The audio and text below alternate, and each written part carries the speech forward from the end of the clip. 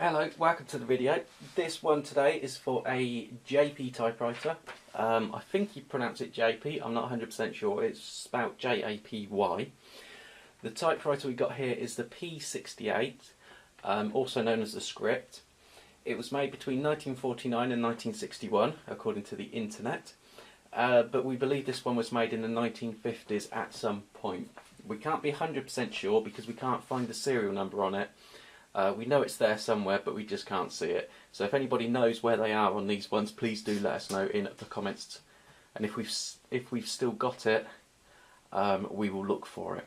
So, first things first with this, the immediate thing you spot straight away, I'm just going to move the camera in so we can see it a little bit clearer, is that it isn't the standard QWERTY keyboard, it's the AZERTY keyboard. Get the camera in there properly. There we go.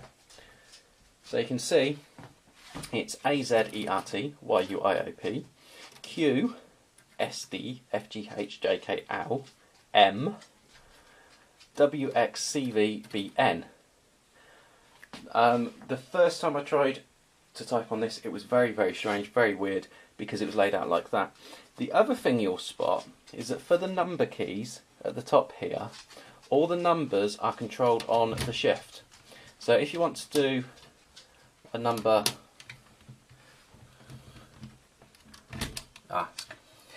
it's because I've got it locked in still. No, that's fine. That was fine. Yeah, that was fine. Okay. So if you want to do like a number 2, you'd have to press down the shift to do a number 2. If you wanted to do the speech marks, you could just press on the key that's also the number 3 key. But if you wanted to do a number 3, you'd have to press the shift and then the number 3 key. So yeah, just a little bit different, but nothing to really worry about. Okay, let's move the camera back a bit.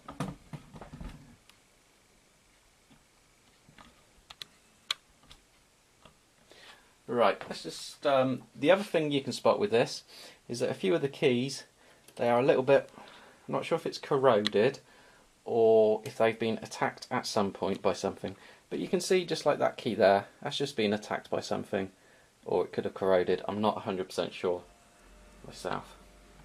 So just turn it round to the side. Right, okay, so on the side here you've got the handle, which is a nice stylish piece of design, and that just lifts up for when you want to use it, and it can be down for when you're travelling with it. To explain the reason why we had the issue with the shift key is this little piece here. If I just release the whole of the cartridge at the back, you can see it comes across and it's acting as a stop. So when I raised it up on the shift, it actually landed back down onto it there. So all you do is you just pull it out and across, and that then releases it. But what you can do with that is, if you have that in place like that, slide your barrel all the way across, change your page width guide and bring it in. Have I done the right one? No, I've done the wrong one now. Let me do that again. There we go. So if we do that and then we slide the page width guide across, it means that the whole thing is actually locked in place. So if you're travelling with it, it isn't going to move and slide about within the case or anywhere else. So we also have at the back here the adjustment for the page spacing, depending on how you want that to be. Little button to press in the middle there to release the barrel to put it to where you want it to be whilst it's still gripping the paper. The release here to be able to slide the whole thing along to where you want it to be. Okay, if we then turn it around to the back, you can see at the back there isn't really very much there. You've got the holder for the page, you've got the page width markers. These are the ones I was just on about, to be able to slide along to hold your barrel in place. And that's pretty much it for the back. And then turning it around again to the other side, you have got again a release to be able to slide it to where you want it, and this one here that frees up your bit of paper, undoes all the grips, so you can just move it around to where you want it to be. We put it back to the middle. Okay, if we lift off the top,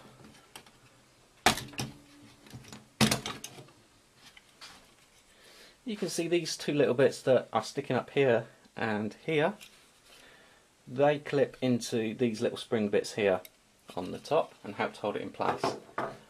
In there you've got the ribbon, which you can see just there. This one isn't actually too bad. It does need a clean and an oil and a service, but it's not really grubby, which is quite good. Inside the top, although you don't have to take off the top to see it, you've got the options for the colours that you want to be using on the ribbon.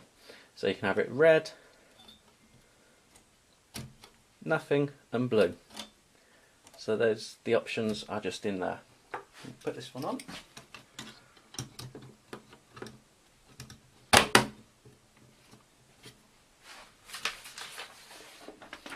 And then we'll take a piece of paper.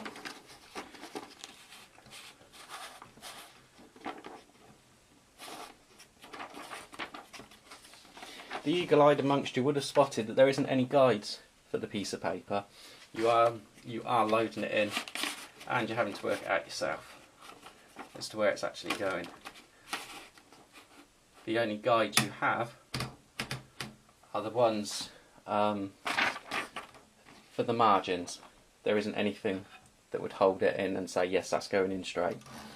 So if we slide our margin across to that, and yeah, that'll do that. So what we'll do is we'll go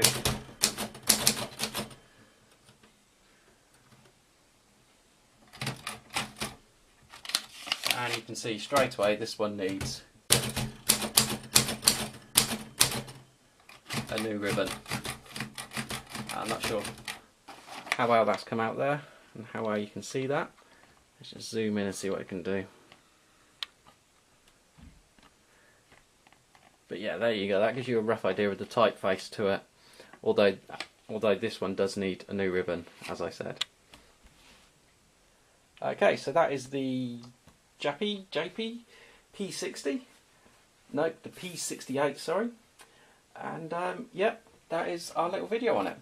It would normally come with a travel case, but we don't actually have one for this one, and this one will be going up onto eBay. Many thanks for watching.